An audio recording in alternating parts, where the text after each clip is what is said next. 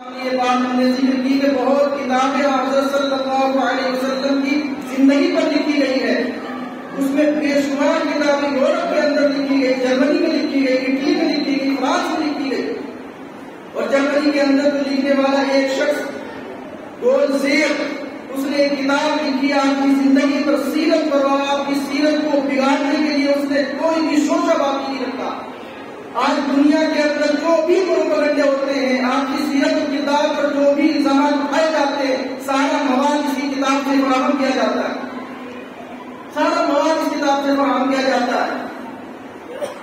غیر یہ کام کرتے ہیں تو ہمیں اس میں ذرا برابر افسوس نہیں ہے، لیکن جب ہمارے اپنے لوگ اس میں مبتلا ہوتے ہیں، وہ بیانات دیتے ہیں، آج کے کردار کو، آپ کے اخلاق کو خراب کرتے ہیں اور پس کرنے کی کوشش کرتے ہیں، تو دل تڑپتا ہے.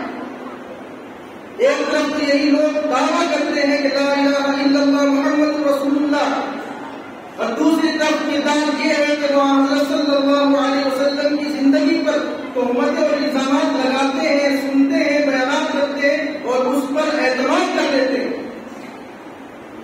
ہونا تو یہ چاہیے کہ جو آدمی مسلمان ہے، جس نے کلمہ پڑھا ہے، مومن کے گھر میں پیدا ہوا ہے، اس کی زندگی کا مقصد ہے کہ وہ حضرت صلی اللہ علیہ وسلم کی زندگی کو پڑھے، اپنے گھر میں بیان کرے، اپنی اولادوں کو پڑھائے. میری زندگی کا مقصد یہی ہے کہ میں حضرت صلی اللہ علیہ وسلم کی زندگی کو پڑھوں.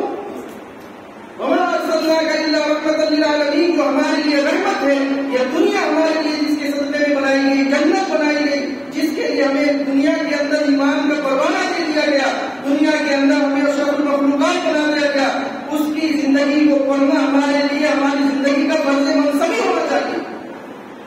یہ ہر مسلمان کے لیے فرض ہے.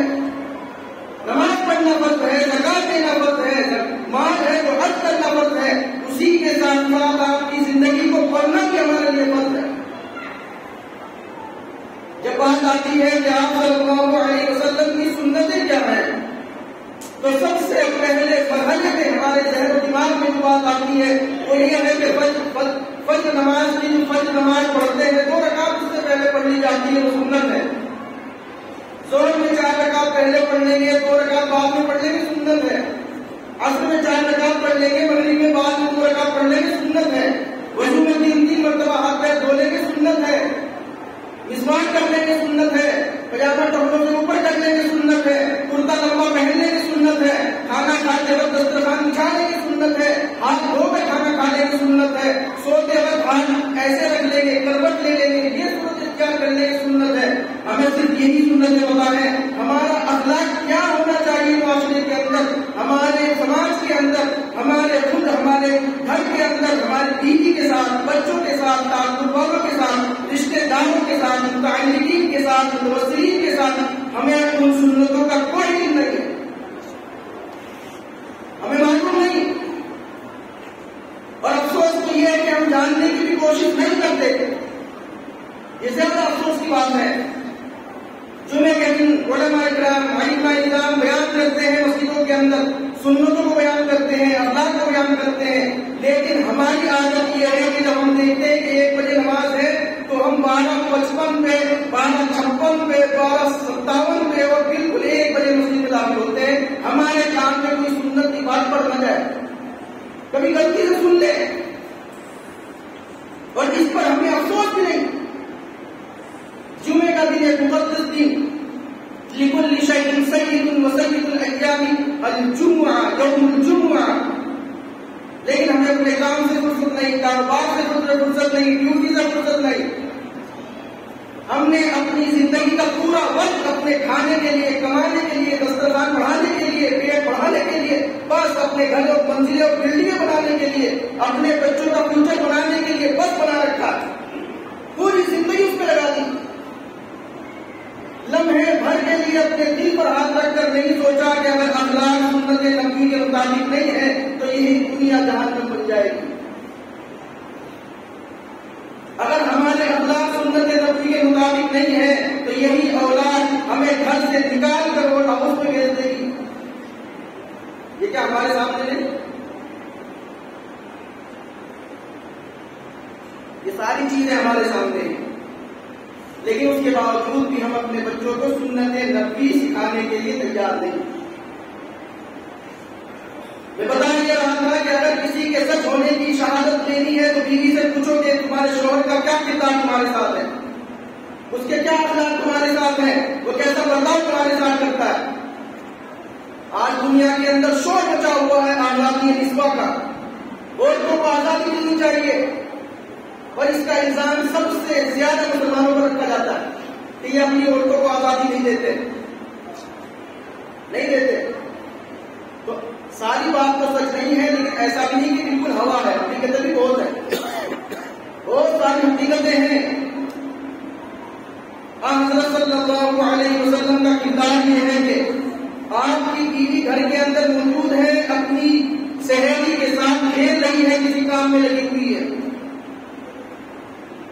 سرور دو عالم صلی اللہ علیہ وسلم گھر کے اندر داخل ہوتے ہیں، بیوی کو دیکھتے ہیں کہ اپنی سہیلی کے ساتھ کھیل رہی، کسی کام میں مشغول ہے، جھاڑو کو اٹھا کر اپنے ہاتھ سے گھر کو صاف کرنے لگتے ہیں، آٹا گوندنے لگتے ہیں۔ ایک بار بھی یہ نہیں کہا کہ گھر صفائی کر دو، جھاڑو لگا دو، آٹا گوندو نہیں، اپنے ہاتھ سے جھاڑو لگا رہے ہیں۔ کیا ہماری عزتیں اس سے بڑھ گئی جس کے صدقے میں ہمیں عزتیں ملی؟ فَلِلَّهِ الْعِزَّةُ وَلِرَسُولِهِ، عزت اللہ اور اس کے رسول کی ہے، وَلِلْمُؤْمِنِينَ، اس کے بعد اس کے صدقے میں مومنوں کی عزت ہے، ورنہ عزت نہیں۔ وہ سارے جہاں کا سردار اپنے ہاتھ سے جھاڑو لگاتا ہے، اپنے ہاتھ سے آٹا گوندتا ہے، کھانے کا وقت ہو جاتا ہے، کھانا کھانے بیٹھتے ہیں، سیدہ عائشہ رضی اللہ تعالیٰ عنہا جس جگہ سے لقمہ اٹھا کر کھاتی ہے، منہ میں لیتی ہے، اور حضرت صلی اللہ علیہ وسلم اس کے بعد اسی جگہ سے لقمہ اٹھا کر منہ میں لیتے ہیں۔ پہلے سیدہ عائشہ رضی اللہ تعالیٰ عنہ لقمہ اٹھا کر لیتی ہے، اس کا چھوٹا اٹھا کر سرور دو عالم صلی اللہ علیہ وسلم لقمہ اٹھا کر منہ میں لیتے ہیں۔ سیدہ عائشہ رضی اللہ تعالیٰ عنہ پیالہ اٹھا کر پانی پیتی ہے، اس کے بعد سرور دو عالم صلی اللہ علیہ وسلم پیالہ اٹھاتے ہیں، اسی جگہ منہ لگا کر پانی پیتے ہیں جس جگہ سیدہ عائشہ رضی اللہ تعالیٰ عنہ منہ لگا کر پانی پیا تھا۔ یہ ہے میرے نبی کا کردار۔ کیا یہ ہمارا کردار ہے؟ کیا ہم اپنی بیوی کا جھوٹا کھاتے ہیں، اپنی بیوی کا جھوٹا پانی اسی جگہ منہ لگا کر پیتے ہیں؟ کیا یہ ہمارے اخلاق ہماری بیوی کے ساتھ ہے؟ کیوں نہیں؟ ہم جس قوم پر یہ بات کہتے ہیں کہ ہم اس نبی کے امتی ہیں، ہمارا تو سینہ محبت سے بھرا ہوا ہے، ہم تو محبت کرنے والے ہیں۔ کیا محبت کرنے والے ایسے ہوتے ہیں؟ ہماری اس دنیا کے اندر آپ دیکھ لیجیے جو محبت کرنے والے، فرضی محبت جس کے اندر کوئی حقیقت نہیں، ایک فون آ جائے کہ ابھی تم سے ملنا ہے، ملاقات کرنا ہے، اس کا عاشق یہ نہیں دیکھتا یہ دھوپ ہے، گرمی ہے، پیدل جانا ہے، پیسہ ہے کہ نہیں ہے، فوراً گرمی میں پانچوں کی طرف پیدل چلا جا رہا ہے، مجنون اور دیوانہ بنا ہوا ہے، پیر پھٹے جا رہے ہیں، جوتے صحیح سے نصیب نہیں، لیکن پیسے رکھ کر جیب میں اپنی اس محبوبہ کو جس کا کوئی حقیقت نہیں، حقیقت سے کوئی تعلق اس محبت کا نہیں، اس پہ خرچہ کرنے کے لیے ٹی اسٹال میں، پیزا ہاؤس میں جا رہا ہے اور کہہ رہا ہے کہ یہ محبت کا تقاضا ہے۔ اس فرضی محبت کا تقاضا یہ ہے کہ گرمی برداشت کر رہا ہے، اس فرضی محبت کا تقاضا یہ ہے کہ اپنی جیب میں پیسے بچا کر اپنی اس محبوبہ پر خرچ کر رہا ہے۔ جو حقیقی محبت ہے اس کے لیے ہم نے کیا کیا، اس کے لیے ہم کیا کر رہے ہیں، کتنا پیسہ ہم نے اس کے لیے خرچ کیا، اپنی زندگی کا کتنا وقت اس کے لیے ہم نے خرچ کیا، اپنی اولادوں کو کتنا اس کے لیے قربان کیا، ہم نے اس کے لیے کیا مشقت اٹھائی۔ محبت کرنے والے تو وہ تھے جنہیں حکم دیا کہ تمہارے نبی کو ضرورت ہے تمہارے مال کی، حضرت ابوبکر صدیق رضی اللہ تعالیٰ نے پورا گھر سمیٹ لائے اور لا کر قدموں میں رکھ دیا۔ پوچھا کہ ابوبکر گھر میں کیا چھوڑا ہے، پوچھا اللہ اور اس کا نبی کے نام چھوڑ دیا، وہ کافی ہے۔ یہ ہے محبت، محبت کا تقاضا۔ نابینا نبی ہے، نابینا صحابی ہے، حضرت صلی اللہ علیہ وسلم کی خدمت میں حاضر ہوتے ہیں، حاضر ہو کر کہتے ہیں کہ یہ میرے پیارے نبی، میرے لیے دعا فرما دیجیے کہ اللہ تعالیٰ مجھے بینا بنا دے۔ حضرت صلی اللہ علیہ وسلم نابینا صحابی کے لیے دعا کرتے ہیں، اللہ تعالیٰ بینائی عطا فرماتے ہیں، بینائی آ گئی۔ حضرت صلی اللہ علیہ وسلم کو نظر بھر کے دیکھا، اوپر سے نیچے تک، نیچے سے اوپر تک نظر بھر کے دیکھا، خوب دیکھا، خوب دیکھا، اور اس کے بعد اپنی انگلیوں کو اپنی آنکھوں میں ڈالا اور آنکھیں باہر نکال کر ہتھیلی پہ رکھ دی۔ حضرت صلی اللہ علیہ وسلم نے سوال کیا ایسا کیوں کیا؟ تم نے دعا کرائی تھی، بینا ہونے کی آنکھیں آ گئی، تو اس کے بعد یہ کیا کیا کہ آنکھوں میں انگلی ڈال کر آنکھیں باہر نکالو؟ کہا کہ حضور میں ان آنکھوں سے آپ کو دیکھنا چاہتا تھا، آپ کا نظارہ کرنا چاہتا تھا، اپنے محبوب کو دیکھنا چاہتا تھا، بینائی اللہ نے عطا کر دی، اپنے محبوب کو دیکھ لیا۔ میں قسم نہیں کرتا کہ جن نگاہوں سے میں نے اپنے پیارے حبیب کو دیکھا ہے ان نگاہوں سے کسی اور چیز کو دیکھوں، اس لیے میں نے ان نگاہوں اور آنکھوں کو باہر نکال دیا۔ یہ ہے محبت کا تقاضا، اور محبت یہ بڑوں میں نہیں بچوں میں بھی تھی۔ معاذ اور محبت نام کے دو چھوٹے چھوٹے آپ کا 10 سال کے بچے ہیں، غزوہ بدر کا موقع ہے، کھڑے ہوئے ہیں، حضرت عبد الرحمن بن عوف سے پوچھتے ہیں کہ چچا جان ہم نے سنا ہے کہ ایک آدمی ابو جہل کے نام کا ہے، ہمارے پیارے نبی کو گالیاں دیتا ہے، برا بھلا کہتا ہے، آج ہم یہاں پر اس ارادے سے آئے ہیں یا تو اس خبیث کو قتل کر دیں گے یا بالکل ہم شہید ہو جائیں گے اور مر جائیں گے۔ چھوٹے چھوٹے بچے ہیں، چھوٹی چھوٹی تلواریں ہاتھ میں، جوش اور جذبہ اور محبت دیکھیے، کہتے ہیں کہ میرے نبی کو گالی دیتا ہے، برا بھلا کہتا ہے، یا تو آج وہی رہے گا یا ہم رہیں گے۔ حضرت عبد الرحمن بن عوف رضی اللہ تعالیٰ عنہ فرماتے ہیں کہ اتنی دیر میں مجھے ابو جہل ایک گھوڑے پر بیٹھا ہوا دکھائی دیا، میں نے ان بچوں سے کہا کہ بھتیجو یہی وہ آدمی ہے جو اونچے گھوڑے پر اونچی ٹوپی پہن کر اونچا فخریہ انداز میں چلا آ رہا ہے۔ اتنا کہنا تھا کہ بچے بالکل چیل کی طرح اڑے وہاں سے، اتنی تیزی سے گئے کہ ایک نے گھوڑے کی ٹانگ کو پار کیا، دوسرے نے ابو جہل کی گردن پہ تلوار کیا اور اس کے ٹکڑے کر دیے، ٹکڑے کر دیے۔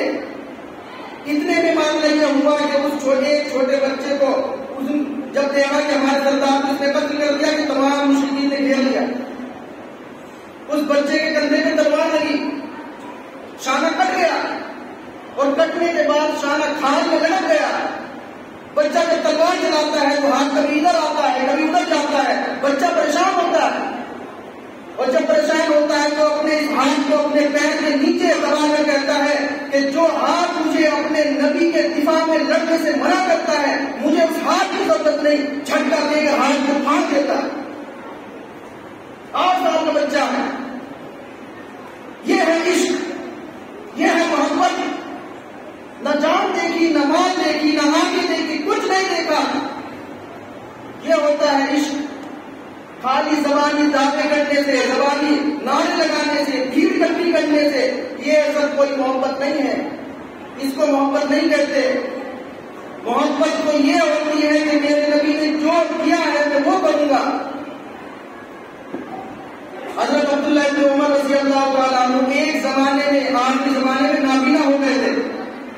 ایک جگہ ان کا سفر ہوا، راستے سے جاتے ہوئے ایک جگہ سر جھکایا اور سر جھکا کر کہا کہ یہاں پر ایک زمانے میں حضور اکرم صلی اللہ علیہ وسلم کے ساتھ آیا تھا، میرے نبی نے یہاں پر سر جھکایا تھا، آپ کی اتباع میں سر جھکا رہا ہوں، اور مجھے یہاں سے 50 قدم لے کر جاؤ، مجھے وہاں بیٹھا تو میرے نبی نے یہاں بیٹھ کر اس وقت استنجا کیا تھا، میں اس جگہ سے بیٹھ جاؤں گا اس نیت سے کہ میرے نبی نے یہاں بیٹھ کر استنجا کیا تھا۔ نابینا ہو گئے، بوڑھے ہو گئے، لیکن حضرت صلی اللہ علیہ وسلم حبیب محبوب جس سے محبت کرتے ہیں اس کی اتباع میں سر جھکاتے ہیں، پیشاب نہیں لگا ہے تو جا کر بیٹھ جاتے ہیں۔ کیا یہ محبت ہمارے اندر ہے؟ ہم کس محبت کا دعویٰ کرتے ہیں؟ کس زون میں جیتے ہیں؟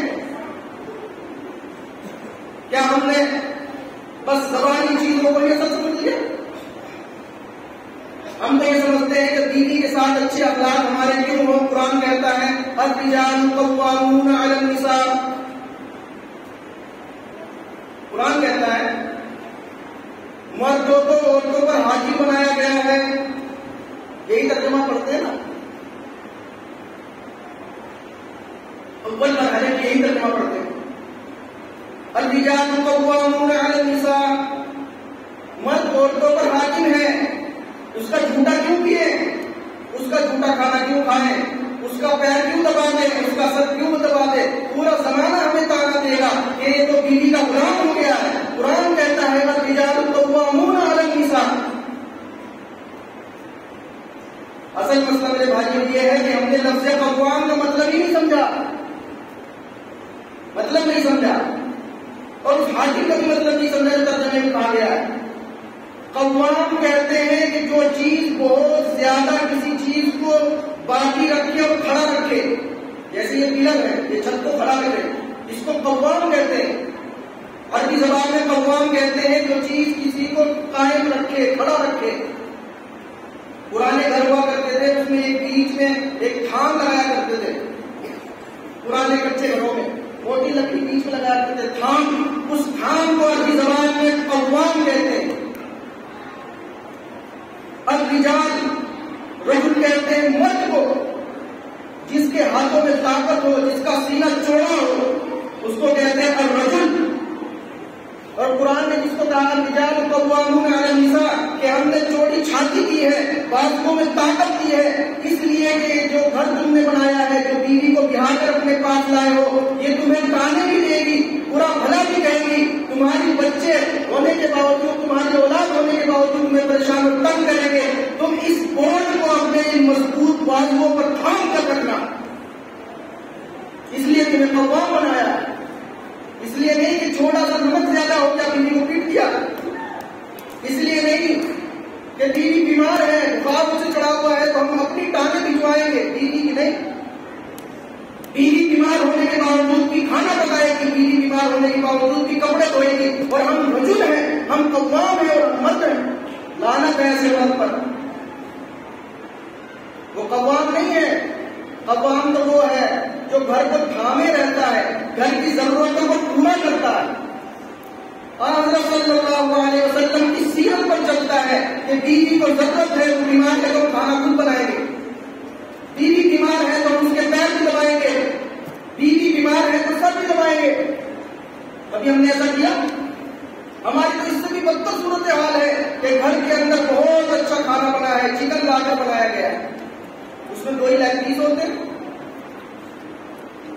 ایک بیٹے نے کھا لیا, ایک باپ نے کھا لیا, کچھ بچا تھا بچوں نے کھا لیا, بیوی بھی بیچاری بچا پیچھے کا کھانا کھا لیا. سب سے پہلے شوہر کو نکال کے دیا, بیٹے کو نکال کے دیا, بیٹی کو دیا پانی. کبھی زندگی میں ہم نے کیا کہ سب سے پہلے بیوی کو نکال کے لیگ پیس دیا کہ تم کھاؤ, سے ہم نہیں کھائیں گے. ہم نے کیا کیا حق ہم نے اس کا ادا کیا؟ ہم نے اس کا کوئی حق ادا نہیں کیا. کیا وہ انسان نہیں؟ بحیثیت انسان مرد اور عورت میں کوئی فرق نہیں ہے. جو مرد کے حق ہے وہی عورت کے بھی ہے. سب کے حقوق برابر ہے. اسے عزت کی ضرورت ہے تو اسے بھی عزت کی ضرورت ہے, اسے محبت کی ضرورت ہے تو اسے بھی محبت کی ضرورت ہے. اور میرے نبی صلی اللہ علیہ وسلم نے یہ کر کے دکھایا, کر کے دکھایا. بیوی کا جھوٹا کھا رہے ہیں, پہلے بیوی کو کھلا رہے ہیں, اور آخری وقت میں بھی جو مسواک آپ صلی اللہ علیہ وسلم نے کی ہے اس کو باریک کر کے منہ سے چبا کر حضرت سیدہ عائشہ رضی اللہ تعالیٰ عنہا نے آپ کی خدمت میں حاضر کیا. پھر اس مسواک کو آپ نے کیا. تو ہماری ذمہ داری نہیں ہے, یہ سنتیں نہیں ہے. ان سنتوں کا علم ہمیں کیوں نہیں ہے؟ اس لیے کہ ہم نے اپنی زندگی کے اندر کوئی وقت ایسا نہیں رکھا کہ جس میں ہم آپ صلی اللہ علیہ وسلم کی زندگی کو پڑھیں. ہم پڑھنا نہیں جانتے تو اپنے بچوں کو پڑھائیں اور سنیں, جاننے کی کوشش کریں. یہ نبوی اخلاق ہے. میں بتانا یہ چاہ رہا تھا کہ سیدہ عائشہ رضی اللہ تعالیٰ عنہ اس روایت کو جو بخاری شریف کے اندر طویل روایت ہے اس کو بیان کرتی ہے, اور آگے جا کر جو بہت اہم بات ہے. آپ صلی اللہ علیہ وسلم پر وحی نازل ہوئی, نبی بنا دیا گیا, آپ گھبرا گئے, پریشان ہو گئے. واقعہ بھی ایسا پیش آیا, ایک فرشتہ آپ کے پاس جبرائیل علیہ السلام حاضر ہو گئے اور آپ کو کہا کہ پڑھیے یہ قرآن. آپ نے کہا ماں نبی بات میں پڑھا لکھا نہیں ہوں. پکڑا, دبایا, اور زور سے دبایا. آپ فرماتے ہیں کہ ایسا لگتا ہے کہ جان نکل جائے گی. چھوڑ دیا. چھوڑنے کے بعد پھر کہا اقرا پڑھیے. پھر آپ رسول کو وہی جواب دیا ما انا بقاری، میں پڑھا لکھا نہیں ہوں. پھر پکڑا، پھر دبایا، بہت زور سے دبایا، پھر چھوڑ دیا. پھر کہا اقرا پڑھیے. آپ نے پھر وہی جواب دیا ما انا بقاری. تیسری مرتبہ پھر پکڑا، پھر دبایا، بہت زور سے دبایا. دبانے کے بعد چھوڑ دیا. چھوڑ کر کہا اقرا بسم ربک الذی خلق خلق الانسان من علق. 5 آیت پڑھی. آپ گھبرا گئے، پریشان ہو گئے کہ کیا معاملہ پیش آ گیا. گھبراتے ہوئے اپنے گھر آئے. قال خدیجہ، اپنی بیوی خدیجہ رضی اللہ تعالیٰ عنہا سے کہا خشیت علی نفسی، مجھے اپنی جان پر ڈر ہو رہا ہے، مجھے ایسا لگتا ہے کہ میں مر جاؤں گا، میں ہلاک ہو جاؤں گا. آج میں ایک ایسا معاملہ پیش آیا کہ کوئی میرے پاس آ گیا، مجھے پکڑ کے دباتا ہے، مجھے لگتا ہے کہ وہ مجھے مار دے گا، میری جان نکال دے گا. بہت ڈر رہے ہیں، گھبرا رہے ہیں. کہہ رہے زملونی زملونی، مجھے بس کمبل اٹھا دو، کمبل اٹھا دو، کمبل اٹھا دو، بہت تکلیف ہو رہی ہے.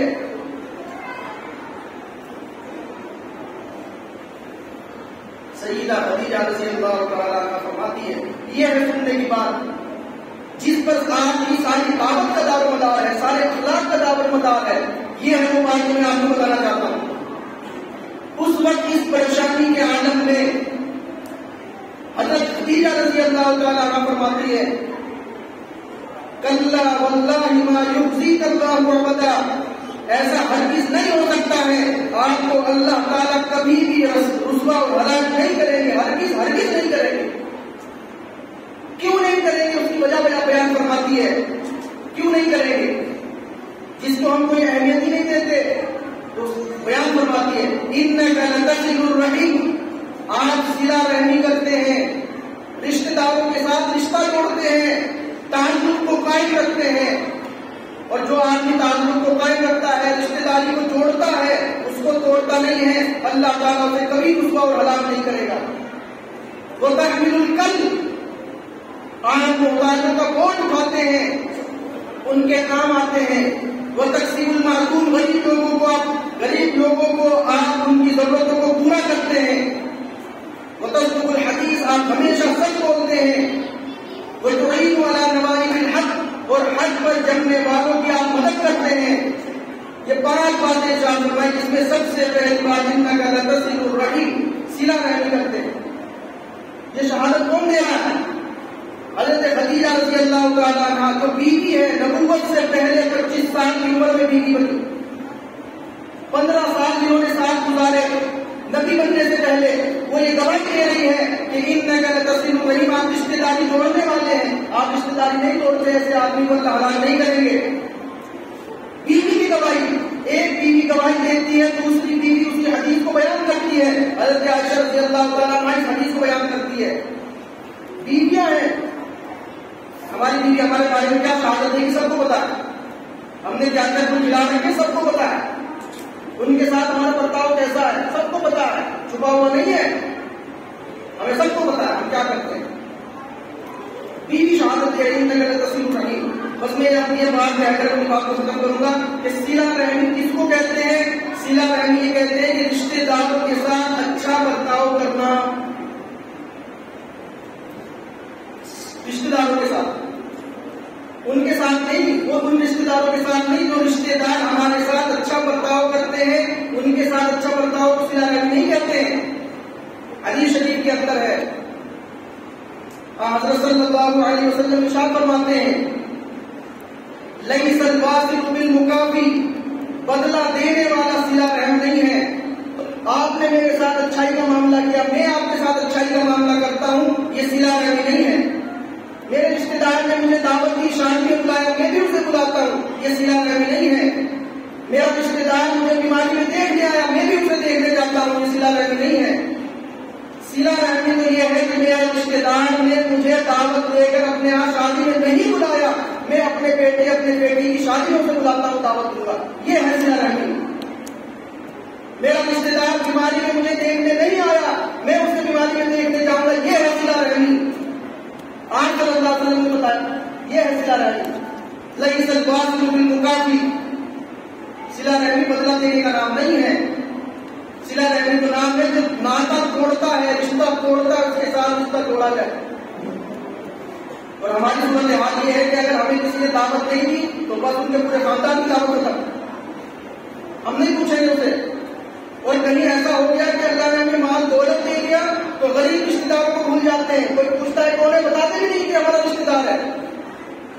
بلکہ آپ کی صورت حال یہ ہے کہ اچھا پڑھ لیے، ویل ایجوکیٹ ہو گئے، باہر چلے گئے، اپنے باپ کا تعارف نہیں کراتے کہ میرا باپ ہے، اس لیے کہ بتاؤ کہ ہم کا رہنے والا ہے، میں تو جنٹل مین ہوں.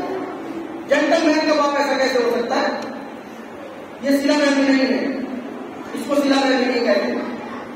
اور میں آپ کو بتاؤں آگے بڑھ کر جب آدمی مر جاتا ہے، مالدار آدمی مر جاتا ہے، تو اس کے وہی غریب رشتے دار جس کو وہ رشتے دار بتانے میں شرم محسوس کرتا تھا، سب سے پہلے اس کی میت کو اٹھانے کے لیے آتے ہیں. وہ غریب رشتے دار اس کا فاتحہ پڑھنے کے لیے آتے ہیں، اس کا قرآن اس کے لیے پڑھنے کے لیے آتے ہیں، سر سوال کرنے کے لیے آتے ہیں. جن کو وہ رشتے دار بتانے میں شرم کرتا تھا وہ غریب رشتے دار آتے ہیں. اور ہمیں شرم نہیں آتی کہ اللہ نے چند پیسے دے دیے، ہمارا رشتے دار غریب ہے، بیماری کی حالت میں ہے، پریشانی کی حالت میں ہے، چند پیسے اس کی ضرورت کو پورا کرنے کے لیے اسے دے دیں. نہیں، مالدار رشتے دار کے لیے بہت پیسہ ہمارے پاس ہے، اس لیے کہ ہمیں پتا ہے کہ بہت مالدار ہے، اسے پیسہ دیں گے تو واپس دے گا. غریب رشتے دار ہے، اس کو پیسہ نہیں دیں گے واپس نہیں دے گا، اس کو نہیں صلہ رحمی کہتے، اس کو صلہ رحمی نہیں کہتے. یہ ہے سنت جن کو آپ صلی اللہ علیہ وسلم نے بتایا ہے. اور ایک حدیث میں فرمایا من يحب ان يبسط له رزقه وينشئ له في عسله فليصل رحمه. جو شخص یہ چاہتا ہے کہ اس کی عمر بہت لمبی ہو جائے، جو شخص یہ چاہتا ہے کہ مالدار ہو جائے، پیسہ خوب مل جائے، فليصل رحمه، رشتے داری کے ساتھ اچھا برتاؤ کرے. آدمی کوئی چیز چاہتا ہے، اچھی عمر مل جائے، لمبی عمر مل جائے، بہت پیسہ مال دولت مل جائے. آج صلی اللہ علیہ وسلم فرماتے ہیں فلیصل رحم، تو وہ اپنے رشتے داروں کے ساتھ اچھا برتاؤ کرے. اچھی عمر ملے گی، لمبی عمر ملے گی، مال دولت بھی بہت زیادہ ملے گا. تو میرے عزیز بھائیوں، ہمیں اپنا کردار بنانا ہے تو ہمیں اپنے گھر والوں کے ساتھ اچھا سلوک کرنا چاہیے، اپنے گھر بیویوں کے ساتھ، اپنے باپ کے ساتھ، اپنے چچاؤں کے ساتھ، اپنی پھوپھیوں کے ساتھ، اپنی بہنوں کے ساتھ جن کے نکاح ہو کر چلے گئے ہیں ان کے ساتھ اچھا برتاؤ کرنا چاہیے. اس سنت کو زندہ کرنے کی ضرورت ہے، یہی سیرت النبی کا پیغام ہے. میں آپ کے سامنے ان باتوں کو اس لیے عرض کرتا رہا کہ آپ ہمارے بھائی ہیں.